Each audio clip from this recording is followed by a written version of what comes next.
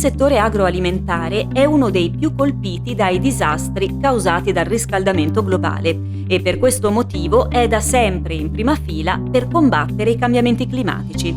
Quindi l'agricoltura è uno dei punti di crisi principali del cambiamento climatico. Gli studi scientifici su questi argomenti concordano nel dire che c'è un rischio generale per l'umanità, perché se lasciamo andare le temperature velocemente sempre più in alto rischiamo di non avere più abbastanza da mangiare. Quindi non è soltanto un problema dello scioglimento dei ghiacci del polo oppure della perdita di qualche spiaggia a causa della salita del livello dei mari, ma si rischia di non riuscire più a produrre il cibo. Quindi il tema del cambiamento climatico dovrebbe diventare assolutamente prioritario. Il settore agricolo cattura già grandi quantità di carbonio nel suolo e nelle biomasse grazie a pratiche agricole sempre più sostenibili. L'idea alla base del progetto GECO 2 è quella di misurare queste attività, dandogli un valore economico. Le aziende interessate a bilanciare le proprie emissioni potrebbero così rivolgersi agli agricoltori per comprare le loro minori emissioni, sotto forma di crediti, in un mercato volontario di crediti di carbonio. In questo modo noi creiamo un circolo virtuoso in cui tutti hanno un ritorno, diciamo. Gli agricoltori hanno un reddito integrativo, i produttori hanno una leva di marketing da utilizzare e noi, pubblica opinione, stakeholders, cittadini normali, abbiamo un vantaggio di miglioramento dell'ambiente. Pensavo fosse una cosa molto futuribile, invece mi sono accorto che è una cosa che può partire anche in tempi molto rapidi. Quindi questa qui è una cosa particolarmente interessante, perché anche se si immagina che non saranno cifre astronomiche, però insomma in agricoltura, con tutte le problematiche che ci sono, ovviamente poter avere anche un reddito aggiuntivo dovuto anche a delle buone pratiche agricole che aiutano insomma anche un po' la società, direi che è un aspetto particolarmente interessante, insomma. Già solo la misurazione, l'osservazione di ciò che facciamo porterà naturalmente ciascun agricoltore, ciascun operatore di questa filiera verso, non dico un cambiamento radicale, ma una tendenza verso. E poi soprattutto certificare queste misurazioni. Quindi le due cose assieme non sono, secondo me, neppure diciamo inferiori rispetto al premio economico che potrebbe offrire il credito di carbonio. Forse sono più importanti di quel credito in termini economici. L'area in cui si è mosso il progetto GECO 2, finanziato dal programma Interreg dell'Unione Europea, è quella tra Italia e Croazia, dove ha fatto collaborare alcune regioni che si affacciano sul mare Adriatico, con numeri importanti. Ad esempio il numero di aziende coinvolte all'interno del mercato GECO 2 sono state 160, sia aziende italiane che croate. Per queste 160 aziende sono state selezionati 205 campi di cui viene monitorato il bilancio del carbonio. Per quello che riguarda l'estensione totale, questi 205 campi hanno raggiunto la superficie totale di 1877 ettari. Ma non solo, GECO 2 ha creato 3 strumenti operativi funzionali allo sviluppo del mercato volontario. Il primo strumento è il calcolatore che permette la valutazione del bilancio di carbonio dei campi selezionati dagli agricoltori che partecipano al progetto GECO 2, quindi la definizione del carbonio stoccato all'interno delle biomasse e dei suoli. Il secondo strumento è il calcolatore che permette la definizione e la valutazione delle emissioni globali di energia da parte delle aziende emettitrici che possono comprare i crediti.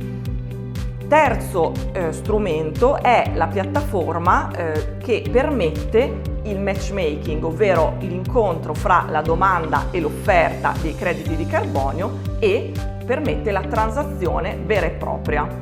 GECO 2 ha inoltre consentito di sperimentare pratiche innovative per gli agricoltori, sia durante gli incontri scientifici che direttamente in campagna. Abbiamo cominciato intanto a esaminare il tipo di immobilizzazione di CO2 che noi possiamo avere sia con culture frutticole sia anche con culture dedicate, come per esempio a primavera andremo a mettere giù 3 ettari di canna di bambù che servirà sia per fare enocultura energetica, quindi servirà sia per fare energia. Oltre a questo è una cultura che mobilizza molto CO2 e quindi noi crediamo in questo progetto e cerchiamo di portarlo avanti sotto questo tipo di aspetto. La risposta è stata molto positiva anche in Croazia, sull'altra sponda dell'Adriatico. Iako je svaka inovativna. Devo dire che gli agricoltori locali sono stati piuttosto interessati. L'argomento, dopo la confusione iniziale, si è rivelato interessante. A parte gli imprenditori locali, lo dico con estremo piacere, riceviamo telefonate da ogni parte della Croazia per chiederci come partecipare al progetto. Burze carbon kredita sekvestrirano di sektore poljoprivrede. Questo progetto è qualcosa di nuovo, qualcosa di innovativo.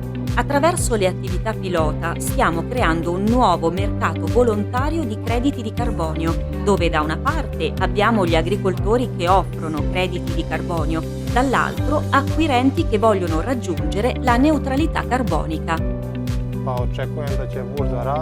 Mi aspetto che il mercato dei crediti cresca, che molte altre regioni e nazioni in Europa si uniscano al progetto. E siccome il valore dei crediti di CO2 si è alzato in modo lineare, mi aspetto una crescita ulteriore dei prezzi.